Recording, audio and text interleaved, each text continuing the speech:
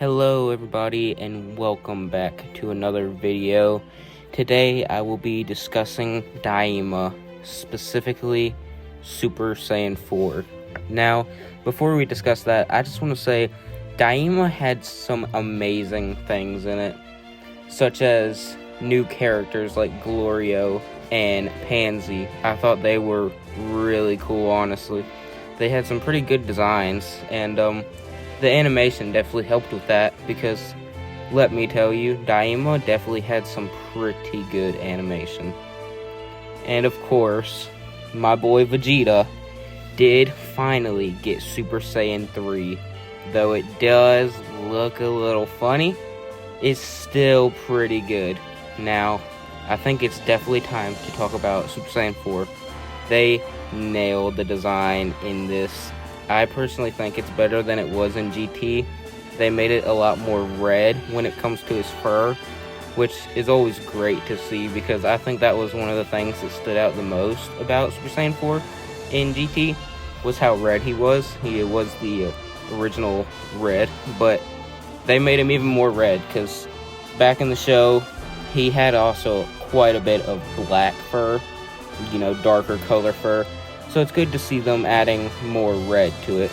Now, what I'm coming to talk about today is why Super Saiyan 4 in Daima is a bit of a problem. Now, you see, when it comes to Daima, they decided to place it right after the Buu Saga. And that's perfectly fine, except that means that this form is not, in general, that strong, due to the fact that, it's right before Battle of Gods, so the God forms. So, since it is weaker, we most likely won't see it as much, I feel like, and that really stinks, because I like what they did with it in Daima, and I really do hope to see more of it. But when you have forms like Super Saiyan 1, Super Saiyan 2, Super Saiyan 3, those were already pretty useless forms, especially now. I mean, in Battle of Gods especially, which is another point I'm gonna make. Super Saiyan 3 was his said best form, which also is no longer canon, since, Super Saiyan 4 should canonically be his strongest form. So, Daima also does mess up that timeline a little bit, so that is a minor problem, but still one to look at. Now, the thing about Super Saiyan 4 being added when it was is, theoretically, this form is weaker than Super Saiyan God and Super Saiyan God Super Saiyan. So, those forms are already getting weaker in the manga and even the anime. Soon we're probably not going to see as much of the Super Saiyan God forms, and if we're not going to see as much of the Super Saiyan God forms, then we're probably not going to see a whole lot of Super Saiyan 4, and that really, truly does stink, especially since they finally have made it canon, which is what everybody's been wanting for years.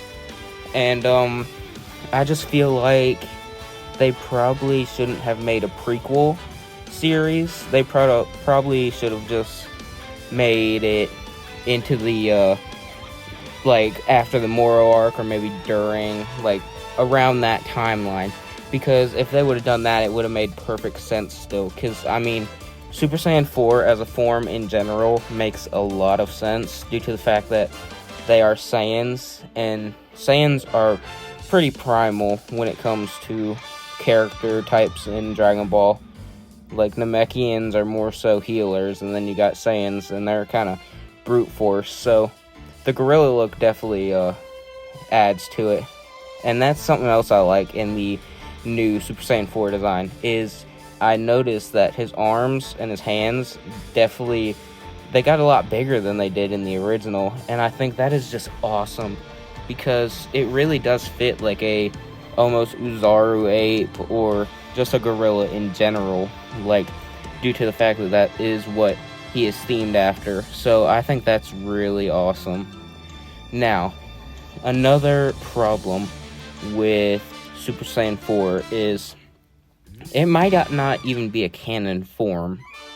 And I know that sounds crazy, but there is a lot of debate right now on if Daima is canon or not. Personally, I'm a bit torn on it myself. I am leaning towards it being canon, but I could completely be wrong. And, I mean, it would really stink if it's not canon, due to the fact that, I mean, then Super Saiyan 4 wouldn't be canon again.